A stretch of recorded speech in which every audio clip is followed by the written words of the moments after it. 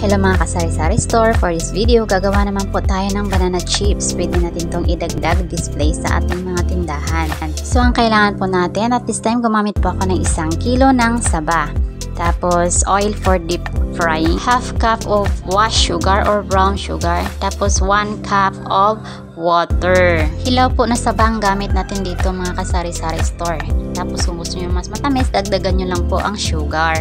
So una-una po, balatan at hiwain po ang ating mga saging ng maninipis. Pwedeng pahaba or pabilog po ang pagkahiwa nito. Pwede po kayong gumamit ng peeler para po mas madali. Tapos na po nating hiwain lahat, pwede na po tayo magpainit ng mantika sa ating kawali.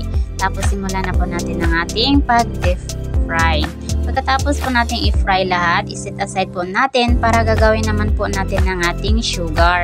So sa isang kaserola po, ilagay po natin yung sugar natin. Idagdag po yung tubig, tapos pakuluan hanggang matunaw ang ating sugar.